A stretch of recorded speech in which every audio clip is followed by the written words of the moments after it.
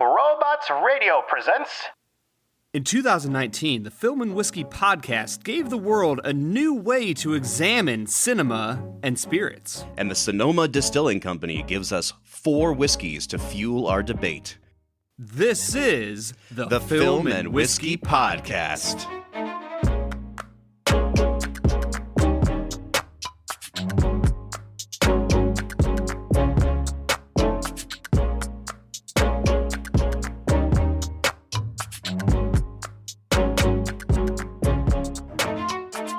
Hey everybody, welcome into the Film and Whiskey Podcast, where each week we review a classic movie and a glass of whiskey. I'm Bob Book. I'm Brad G. And this week we're actually reviewing 32 classic movies. This is our bonus episode. But really, it's more than a bonus episode. This is like the culmination of everything we've been hoping for, because let's be really honest, as Americans, everything needs to end in a competition where people get upset with each other. That's right. So this is our season 1 finale, and we are taking all 32 movies that we have reviewed, and we're putting them in a March Madness style bracket, and we're going to go through them and crown the champion of season 1 of the Film and Whiskey Podcast. Bob, when we started this podcast 32, episodes ago, actually it's probably more like 40 to 50 episodes ago, including bonus episodes. Oh yeah. Like I just have to take a moment and reflect on how far we've come. Like when we started with Goodfellas, I thought you were just going to end the podcast right then and there. Yeah, and it took everything in my being to not do so, Brad. But because I love you, we kept going. We pushed through. Oh, I love you too, Bob. Oh, thanks, man. So, Brad, why don't we tell them about the whiskeys that we're drinking today? So they're coming from a company called Sonoma Distilling Company in Sonoma, California. And we saw this brand featured on the account of one of our Instagram friends, Urban Bourbonist. And he's doing great stuff. If you haven't followed him yet, at Urban Bourbonist, go check him out. But I reached out to Sonoma and said, hey, we had this podcast. We'd love to have your product on the air. And they sent us these samples of 4 different whiskeys, and they sent them to both me and Brad. So these guys sent 8 bottles of whiskey out into the world. This is a product that's not even sold in the state of Ohio yet. They're a small craft distillery, and they're doing great things. So we are so excited to go through the Sonoma whiskeys on our bonus episodes. Yeah, I'm extremely excited to try out these Sonomas. Especially, I'm very intrigued. 2 of them are finished in cherry wood. Yeah. And I'm really excited to try those. So the way we're going to do it, guys, is we're going to have their standard bourbon and rye on this episode. What we're going to do for our bracket is we're going to go through the round of 32 and the Sweet 16, and then we'll take a break. You guys can catch up with us on the second bonus episode where we'll do the Elite 8, the Final 4, and the Championship. And we'll also drink the 2 cherrywood finished Sonomas on that episode. So, Brad, are you ready to get into it? Let's do it. All right, just a quick word about how we put the bracket together. So what we did was we took all of our averages from the scores we gave in every episode, put them into a list, and made a ranked list.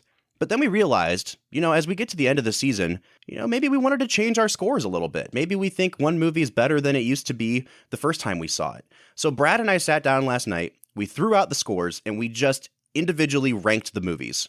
This is my number 1, all the way down to this is my number 32. So Brad and I each had a list, and then we still have the list of scores. So we averaged all 3 of those lists together to give us one nice, beautiful, objective list to work from. And we have seeded all of these movies from number 1 to number 32. And so our bracket is ready. Brad, are you ready to eliminate some movies from existence? I am ready to do this. Let's get going, Bob. Our criteria is: when a movie is eliminated, it no longer exists. It is thrown into the fiery furnace, and only one movie will survive Film and Whiskey Season 1. One movie to rule them all. So we're just going to go straight down the left side of the bracket here, Brad. If you want to follow along with us, we have a post on Instagram and Twitter and Facebook that has our bracket. So if you want to follow along with us, go find that, and you can see the bracket that we're talking about. And so we're going to start in this upper left quadrant. And we're going to be starting with the number 1 overall seed, Vertigo, up against the bottom seed, The Assassination of Jesse James, by the coward Robert Ford. Now, before we pick one, I know this is going to be a tough call for us, Brad, but before we pick one, we do have one rule. If there is a tiebreaker, like if Brad moves one movie on and I move the other movie on, we're going to go to the coin of chance. We're going to flip a coin, and we're going to let chance decide which movie moves on. So there is a world in which Assassination of Jesse James could win this whole darn thing. Yeah, I mean, I think rather than calling it the coin of chance, I believe it's the coin of fate to show us what actually... The coin of destiny. The coin of destiny that shows what actually deserves to move on. Because it's clearly not our opinions. Oh, yeah, for sure. All right, so let's eliminate something, Brad. We've got Vertigo versus the Assassination of Jesse James. I'm moving Vertigo on. Yeah, the Assassination of Jesse James started off with so much promise in that opening scene, and then it just tanked the rest of the way. I think we very, very clearly have a winner in Vertigo here. Definitely. So that one's going to be really easy. And we're moving from that one to maybe the hardest of all of the first round matchups. We've got the number 16 overall seed, The Tree of Life, up against the number 17 overall seed, The Shawshank Redemption. Now, Shawshank is IMDb's number 1 overall movie, but is it one of our favorite movies? Brad, what did you decide to move on between The Tree of Life and The Shawshank Redemption? This was such a hard decision because, and you could probably put Tree of Life up against any other movie in our bracket, and this statement would be true, but Tree of Life is just such a different movie than Shawshank. Like, it's so unique. It's so unique. It's an art house film. I mean, if you put it up against something like Vertigo, that's a little more art housey than Shawshank, it might be less of a true statement. But man, this was a hard decision. Honestly, I chose The Tree of Life in the end because I think it just has such an interesting way of telling a story that I was just captivated by that movie, and I could not put it forward in the bracket. Brad, I'm going to agree with you. I think we should move The Tree of Life on, and it is with a heavy heart that we throw The Shawshank Redemption into the fiery furnace of destruction. Yeah, I mean, the fact that the first 2 movies we got rid of were The Assassination of Jesse James by the coward Robert Ford and Shawshank, that's hard to put such a great movie with such a terrible movie. All right, what's our next matchup, Brad? The next we have the classic musical West Side Story versus the 2018 Best Picture winner, Green Book. Now, this one was not even a competition for me. We both gave West Side Story a 9.5 out of 10. Green Book is a good movie, and it's better than people say it is. But West Side Story is just a game changer, and it has stood the test of time. I've moved West Side Story into the Sweet 16. Yeah, I would love to see the Coin of Destiny come into play, but I'm going to have to agree with you. West Side Story held up so well for me. I mean, there's certain things in Green Book that I felt like didn't hold up well, and it was just made a year ago. So yeah. I think very clearly we can move West Side Story here. All right, and that brings us to our last matchup of this first quadrant, which is Rear Window, our most recently reviewed movie, as the number 8 seed, up against the 25 seed 500 Days of Summer. Now, I know what Brad thinks of 500 Days of Summer. I think he still gave it like an 8.5, which is a good score. But I also don't think I have any compelling argument to make that 500 Days of Summer deserves to be saved from the fire over Rear Window. Yeah, Rear Window, like we said, it's not a perfect movie, but it's one of the best movies I've ever seen that I wouldn't give a 10. Yeah, for sure. So I guess we're moving Rear Window forward, and adios to 500 Days of Summer. 500 Days of Sucking. That's right, 500 Days of not existing anymore. So we've got our first 4 matchups chosen. They were all the favorites: Vertigo, Tree of Life, West Side Story, and Rear Window. Brad, what do you say we take a break and try this first Sonoma whiskey? Let's do it.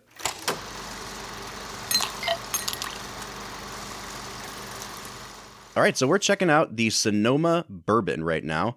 Brad, do you have anything you want to say about the nose of this thing? It really hits you like a classic bourbon. It's got really nice sweet notes. It's pleasant. It has a pleasant aroma. There's a little bit of kind of nuttiness, that woodiness to it. I'm really enjoying it. Yeah, I actually am having a completely different experience. When I poured this out, I actually had to check the label because I thought I poured the rye. There's a lot of rye on the nose of this thing, and they actually market it as a wheated bourbon. So I'm kind of shocked at how much this smells like rye bread. That's really interesting to me. Are you sure you're not smelling the rye glass? No, I promise you I'm not. Yeah, honestly, when I take a sip of this, it's really pleasant. It's not super spicy. I can taste that wheat, that wheat flavor. I'm really enjoying this. Yeah, I like it. There's a ton of vanilla on it, like almost like a concentrated vanilla extract. And I like that. I am picking up some of the rye, and the mash bill on the bourbon actually does include no rye whatsoever. So that's why I'm like super confused about this. It does have wheat and it does have malted barley, but there's just something about it. Maybe it's the oak flavor that I'm getting a little bit. Yeah. But something is just sticking out on this thing that made me do a double take. Honestly, this might be one of my favorite bourbons I've had in a while as far as getting more and more pleasant as it goes. The nose is just okay. The taste is above average. And by the time it hits the back of my palate and I'm swallowing it, it is an extremely pleasant finish. I'm really enjoying how this kind of ages on your tongue. Yeah. Now this is being bottled at 46% alcohol, so it's going to be at 92 proof. It retails for between $40 and $45, which I think is really reasonable for a craft distillery. I love the packaging on it. Brad, would you recommend this bourbon? Yeah, I would. I could see myself giving this about like a 30 out of 50, somewhere in that range, like a really solid above average bourbon. Absolutely. Yeah, I'm there with you. All right. You know what that means. We have had our fuel. Now we have to add something to the fire. Let's move on to the second quadrant in our round of 32.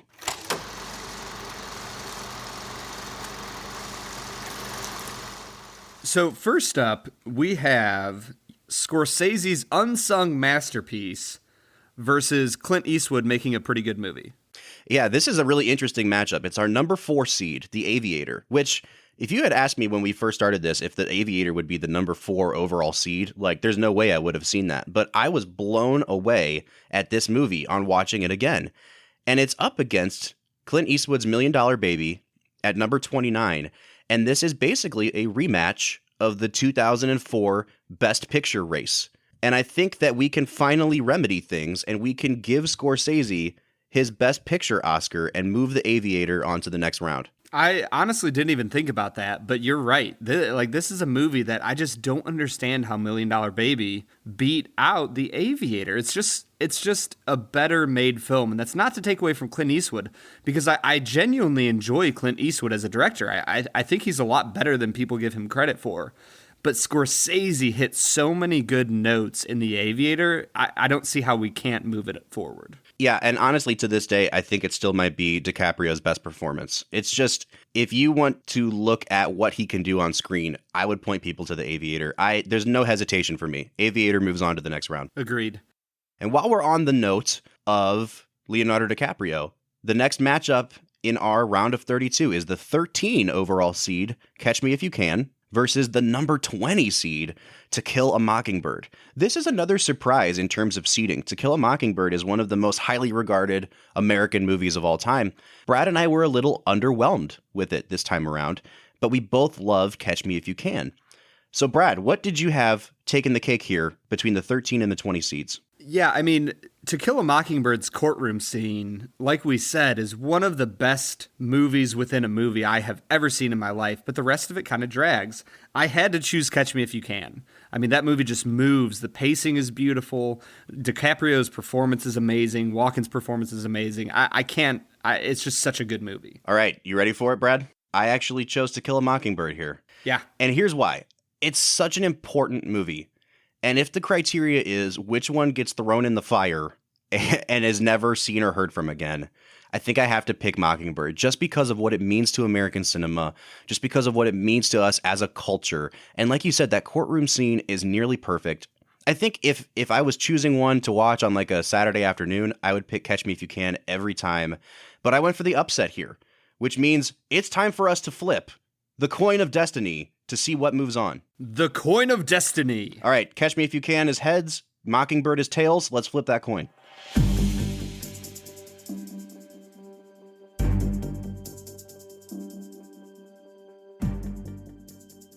To Kill a Mockingbird has moved on in the bracket of 32. Wow. All right, so our first upset. We've got To Kill a Mockingbird beating the 13 seed, Catch Me If You Can.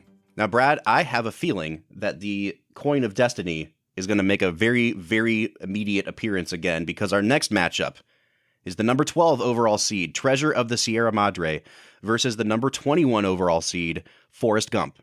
Treasure of the Sierra Madre is probably one of my top 10 favorite movies of all time. I love it in a way that is kind of irrational. And Forrest Gump was a movie that I was a little cooler on this time around. And I was kind of surprised, Brad, to see how far down your list Treasure of the Sierra Madre fell. And I think that's how it ended up here at the number 12 overall seed. Yeah, honestly, like, I can't disagree that The Treasure of the Sierra Madre is a phenomenal movie, but I have to stick up for my boy Forrest Gump a little bit. I mean, this is a classic of American cinema in a lot of ways that I would say Sierra Madre is, and yet nobody remembers Sierra Madre, and I have a feeling that 50 years after Forrest Gump has come out, it will still stick out as a standard in American movies. Yeah, so I think we're going to be split on this one. I chose Treasure of the Sierra Madre to move on to the next round. Brad, did you choose Forrest Gump? Let's flip the coin of destiny. Oh, all right. Treasure is heads, Forrest Gump is tails. Let's do it.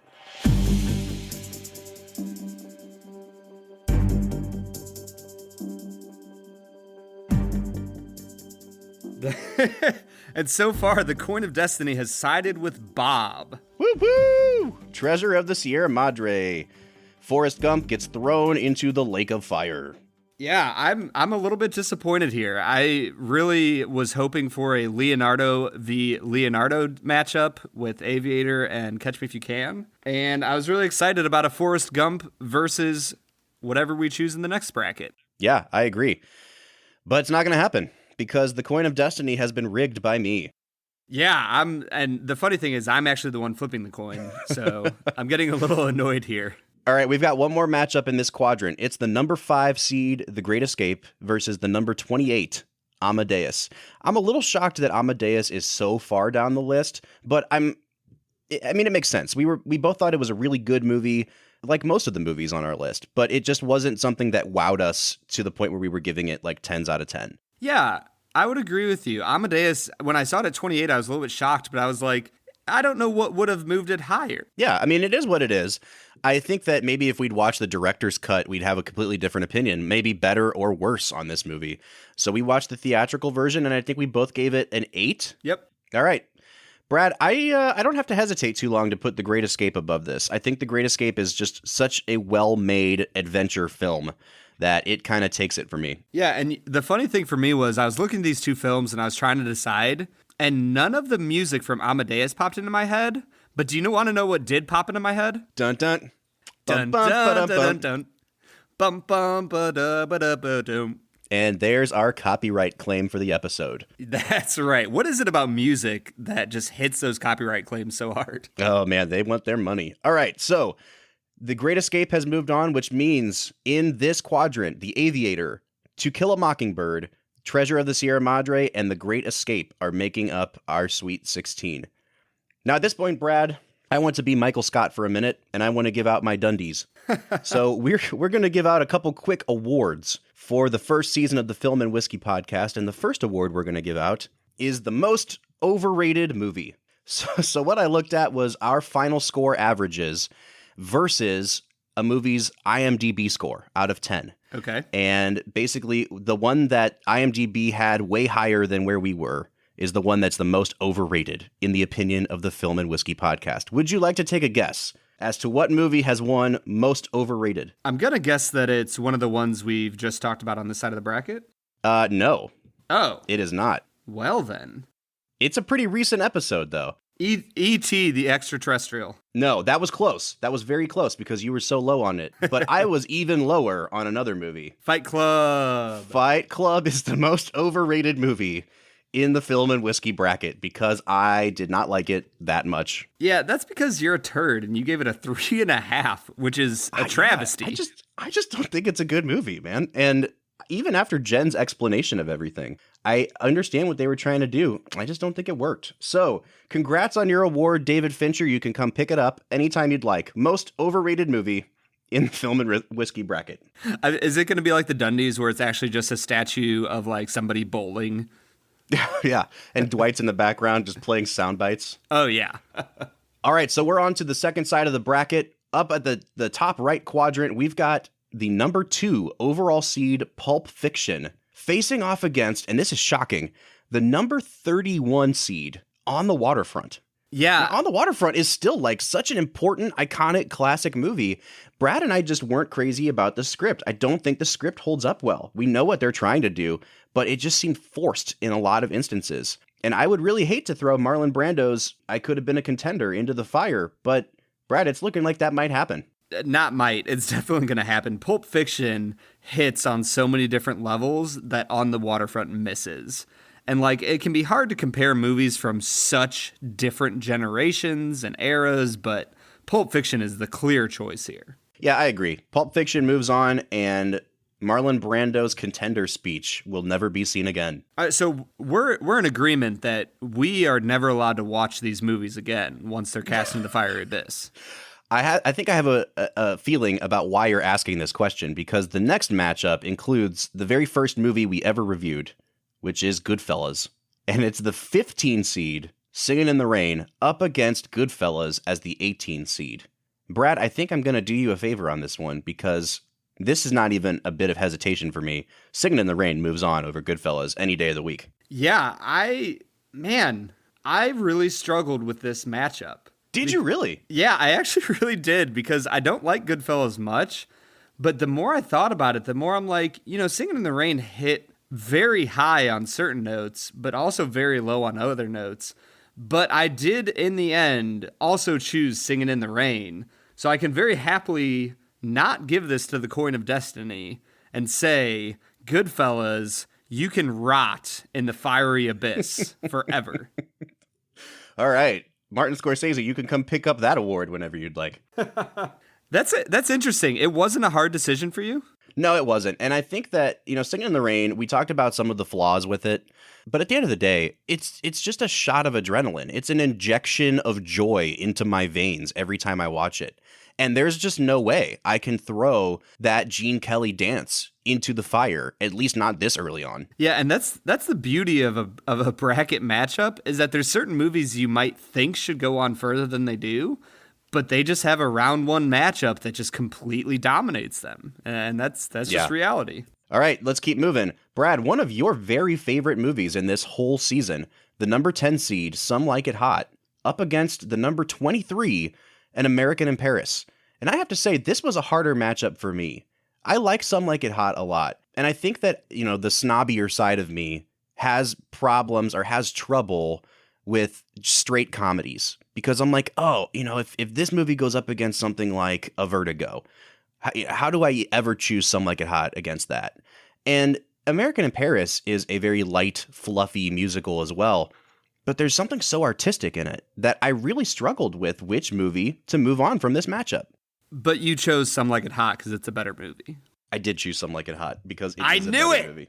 What did you choose? Oh, yeah, 100%. The obvious choice is Billy Wilder in Some Like It Hot. This movie hits on so many different notes that it's one of the best filmed comedies I've ever seen in my life. The script is well written, it's witty, it moves fast. Marilyn Monroe has this charm and this attraction in the movie that I was surprised by. The movie hits on all notes. I definitely chose Some Like It Hot. All right, so one Gene Kelly movie survives, the other is destroyed. And our final matchup on this quadrant is the number 7 overall seed, The Lion King, against Quentin Tarantino's 2009 epic, Inglourious Basterds.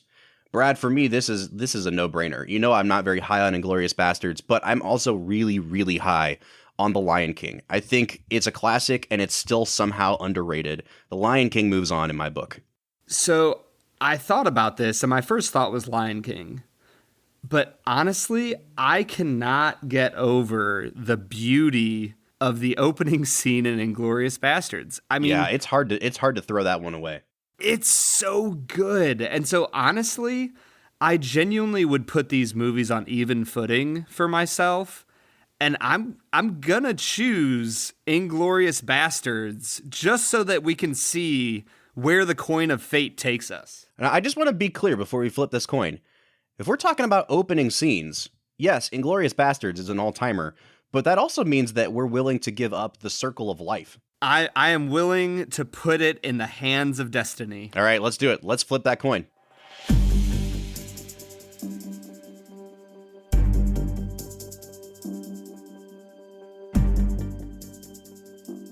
And the number 26 seed Inglourious Bastards moves on. Inglourious Bastards takes down the Lion King in the first round. All right, so... Yeah, so far, this is our lowest seed to make it to the second round.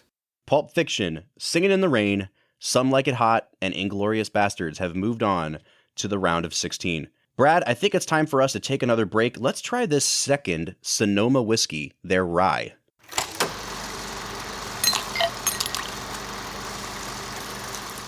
Man, this one smells just fantastically different from their bourbon. And like, that should be an obvious statement, but I would not be surprised if these came from different companies. It is vastly different. I'll tell you what, I love the nose on this, man. It's dark, and it does have some of that rye grain to it. It doesn't just smell like ethanol, but it almost has this sort of like floral touch to it. It's very like aromatic. And I'm also like almost picking up like a creaminess on this. It's like if you took a rye whiskey and added like sweet cream to it. I really like this a lot. Yeah, man. And when you get a taste of it, you get that burn of the rye on the top of your throat. Mm-hmm. But there is a sweetness that kind of dulls down that bitterness. I am really impressed with this rye. I tried a rye from Hudson whiskey, and it was the darkest rye taste I've ever had. It was just like straight grain. This is not like that, but it's also not as harsh alcohol-wise as the Bullet was. This is kind of right in the middle. For a guy that doesn't like rye, I really love this. It has almost a wheat flavor to it on the finish, like a wheated kind of thing. You know what it reminds me of? Did you ever have that cereal called Honey Smacks as a kid? Yeah, I would agree with you. It really does remind me of that. There's that weird, like, puffed wheat taste to it afterwards, but it's so pleasant. It's really creamy. It's really smooth. I love this rye. Yeah, I really like their bourbon. I think I'm enjoying their rye even more. Yeah, I agree. If I was scoring this like out of 100, I think it would definitely be above a 75 for me. This is probably the best rye we've had on the podcast so far. I would definitely agree. This is a very impressive rye in the 38 to 42 range for me. Yeah, definitely. Out of 50. I think that, for $40, especially $40 to $45 MSRP, I would absolutely recommend it. And I think it's a good value too. To find a rye is a hard thing to do because there's such a variety of them. And this is actually a 100% rye whiskey, 80% rye and 20% malted rye. So there's nothing else in the mash bill, but it is not harsh at all. Yeah, I'm very impressed with this. Sonoma so far has been hitting it out of the park. Like, great job, Sonoma. You distill some beautiful spirits.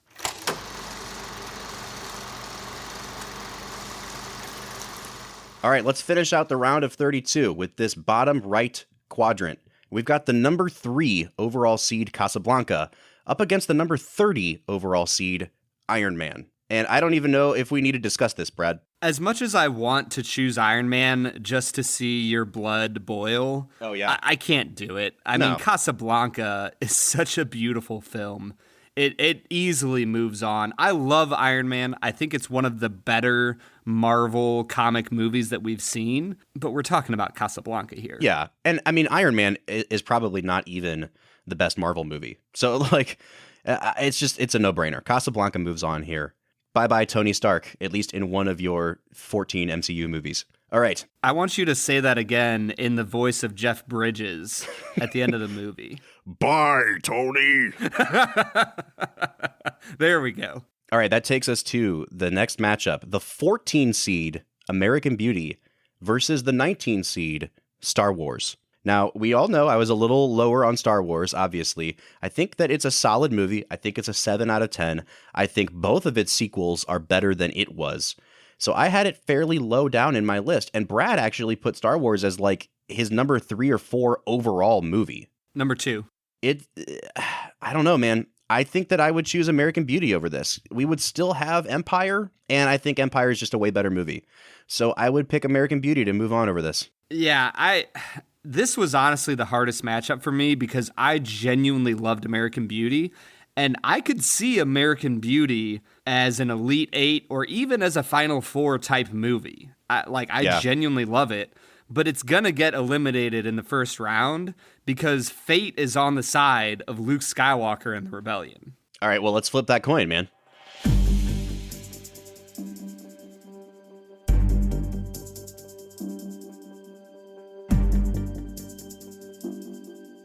Da da da da da da da da da. Boo! Boo hiss.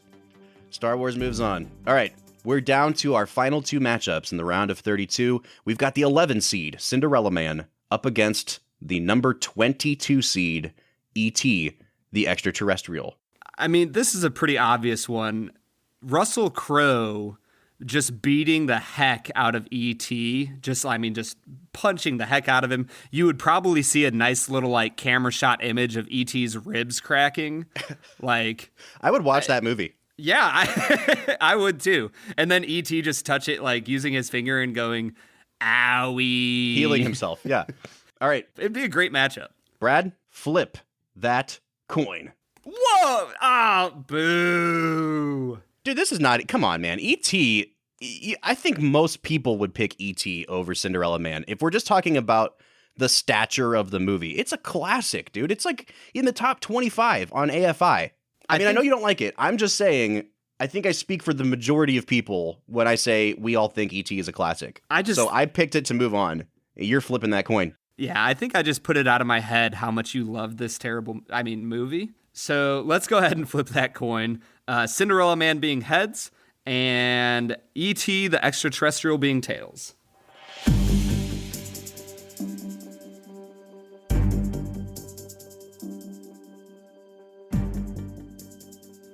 Our favorite little alien that is a terrible animatronics has moved on. That's right. Bye-bye, Jim Braddock. You're Jim Braddock. You're the Bulldog of Bergen. All right, and our last matchup for this round is the number 6 seed, 12 Angry Men, against the number 27 overall seed, Fight Club. And for me, this is obviously a no-brainer, but Brad, I want to hear your thoughts on 12 Angry Men versus Fight Club. So I will say, I don't think that there is a bigger variation in, like, type of movie in our first round than this matchup. Like, I mean, The Lion King and Inglourious Bastards was pretty wildly different as well. I mean, that's true. And also, like, Tree of Life versus any other movie could also qualify for that. But, like, when you think about 12 Angry Men versus Fight Club, this is the most disparate movie pairing for me. And I made a choice, and I'm still second guessing it. But Fight Club is such a good movie. Come on. It hits on so many different notes. It draws you into a story. It's suspenseful. It's intriguing. But I'm gonna choose 12 Angry Men. Oh, good. Thank God. It's just okay. It's just the better movie.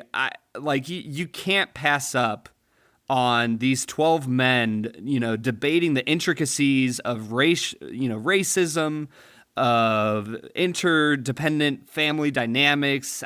The movie is phenomenal. All right, so that finalizes our Sweet 16 with the last 4 entries: Casablanca, Star Wars, E.T., and 12 Angry Men. And it is time for our second Film and Whiskey Award. We did Most Overrated. Now it's time for Most Underrated. The movie that we liked significantly better than IMDb users. Brad, can you take a guess as to what movie we liked 22% more than the IMDb users? I'm going to guess Some Like It Hot? No. It's one that we have been fighting for passionately, and it has moved on to the round of 16. Martin Scorsese's 2004 classic, The Aviator. And I am 100% okay with that. I do think this is an underrated movie. I would encourage everyone to go back and give this movie another chance, because if I'm being honest, I actually think The Aviator is a better movie even than The Departed, which won Scorsese the Best Picture Oscar. Yeah, I'm going to say right now that Scorsese is not able to come pick up his trophy for this, because we're commissioning a statue of Leonardo DiCaprio scratching his arm and looking nervous and being OCD, because this is such a great movie. Come pick up your statue, Mr. Scorsese. Absolutely. All right, Brad, we are down to the Sweet 16, and I want to move through this rapidly. So here we go. The first matchup of the Sweet 16, number 1 seed Vertigo versus Terrence Malick's 16 seed, The Tree of Life. Is this a no-brainer to you? Yeah, as much as I want to push the Tree of Life just to be kind of, a jerk and be like, yes, we're better people than you because art house films are where it's at. Vertigo wins. Let's be really honest. Yeah, for sure. All right, this is going to be a challenge. We got the 8 seed, Rear Window, up against the 9 seed, West Side Story. Brad, I'm going to be honest with you. I haven't chosen one on this because Rear Window is so good.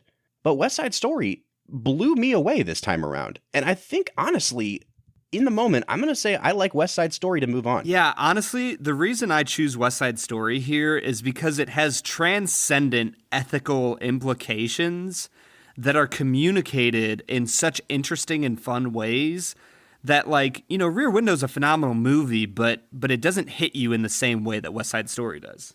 All right, so our first 2 entries into the Elite 8 are Vertigo and West Side Story. The number 1 and the number 9 seeds. Yeah, so that's a little bit of an upset. Number 9 over number 8. Let's move down to the bottom left quadrant. We've got number 4 seed, The Aviator, going up against number 20 seed, To Kill a Mockingbird.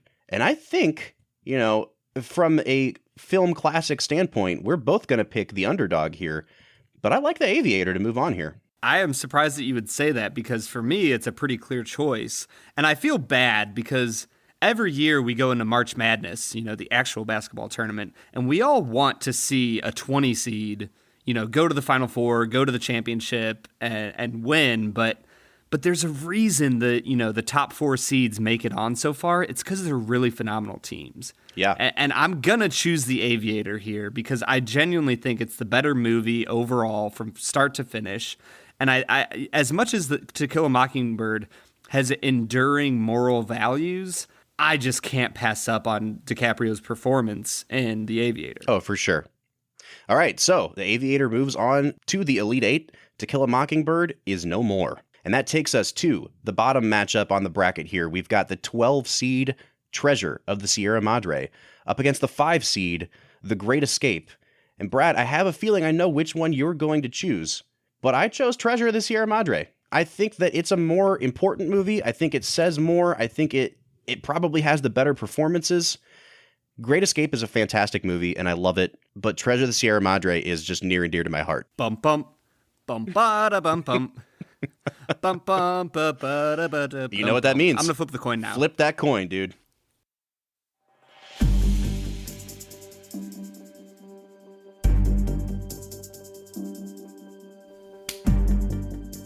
Oh, God bless it. The frickin' Treasure of the frickin' Sierra Madre. Moving on to the Elite 8, which means it's time for our last award of the day. And this one should be a pretty obvious one. The most divisive movie. Most divisive is the one where we had the biggest discrepancies in our final scores. Brad, I think you know exactly what movie this is. Is it Fight Club? It is Fight Club. We were a full 50% apart from each other on this movie. You gave it an 8.5 out of 10. I gave it a 3.5 out of 10. So David Fincher is just racking up the awards here. Yeah, he, at the very least, he is one of the most talked about directors on this podcast as far as hate and love and everything in between. Oh, I think he's a great director. I just think this is a bad movie. So Fincher, you got 2 awards waiting for you. And that takes us to our last matchups of the day. We are going to the other side of the bracket. Sweet 16 starts with Pulp Fiction, the number 2 seed, up against Singin' in the Rain, the number 15 seed. And this one is going to hurt my heart a little bit. Sing about rain one more time. Do it. Sing about it one more time. Yeah. I think Pulp Fiction moves on. I just hate to see that beautiful dance go into the fiery inferno. Yeah, Bob, you do realize you're never allowed to watch this again. Yeah, ever. So Pulp Fiction moves on. I'm sorry to say. Man, what a travesty. All right, I don't want to think about it. All right, moving on. Some Like It Hot, the number 10 seed, is up against Inglourious Bastards, the number 26 seed. This is the Brad G matchup of all Brad G matchups. I love it. I'm going Some Like It Hot. I don't think it's even a question for me. Yeah, Some Like It Hot is the better movie. And it, it's a dark, perverse comedy versus a classic traditional comedy. You have to choose Some Like It Hot. All right, so the favorite wins in that matchup. Let's move down to the bottom. We've got Casablanca, the number 3 seed, up against Star Wars, the number 19 seed. And Brad, I did not want to pull up your list that you made of your personal rankings, but I was shocked to see how far down you've moved Casablanca since we first reviewed it, especially since you gave it a 9.5. And I have a feeling that you're probably choosing Star Wars here, and I will preemptively tell you that I'm mad about that choice. Should we just flip the coin? Oh my God, Brad. Okay, wait, hold on. Do you honestly think Star Wars is a better movie than Casablanca? I think that if I am choosing these movies based off of both what I like more and what I think is objectively better, I think that Casablanca is a objectively better movie, but not enough so that it would overtake how much more I love Star Wars. I'll give you that. All right, let's flip this coin, man. All right, so Casablanca is going to be... you know what, Bob? What do you want Casablanca to be, heads or tails? No, you can't put that on me, Ricky Bobby. I don't want that. I don't want that responsibility. All right. Casablanca will be heads, and Star Wars will be tails, because tails never fails.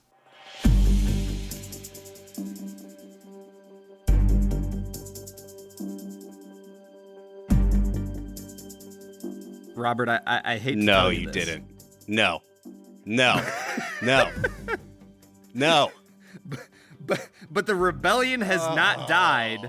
The Darth Vader of Humphrey Bogart and Ingrid Bergman will not move forward in this matchup. I just want to say for the record, that, first of all, I hate you. And secondly, Casablanca won my bracket. Like, Casablanca was the winner of the season 1 in my individual bracket. So this is the upset of all upsets. This is Duke getting taken down by, like, Lamar a couple years ago. I am shocked, and I refuse to throw it in the fire. I will hide it under my floorboards. You go right ahead and do that. I will say Star Wars was not my overall winner of season 1, but mine is still alive. All right, well... So my bracket has not been busted. Ripped out my heart. We have one more matchup to establish our Elite Eight, and that is the number 22 seed, E.T., up against the number 6 seed, 12 Angry Men. This is a much easier choice for you. It is for you. Yeah, it is for sure. I actually really struggled with this matchup, and I predicted that we would get here. And Brad, yeah, I mean, I'm curious why E.T. became the 22 seed, because I still gave it a 6 out of 10. Is this something that IMDb has not rated as highly as well? IMDb, I think it only has like a 7.8 on IMDb, which I'm really shocked by. Okay. Yeah, so I'm going to go ahead and vote 12 Angry Men. I think it's the better movie all around. Brad, I'm also choosing 12 Angry Men. There we go. E.T., I'm sorry to say, you were a good friend. But 12 Angry Men moves on, which means that we have our Elite Eight set. Vertigo versus West Side Story. The Aviator versus The Treasure of the Sierra Madre. Pulp Fiction versus Some Like It Hot. And Star Wars versus 12 Angry Men. And that means that it is time for us to say goodbye for now. We will be back with our Elite Eight, Final Four, and Championship matchups for the Film and Whiskey Podcast. I am Bob Book. I am Brad G. We'll see you next time.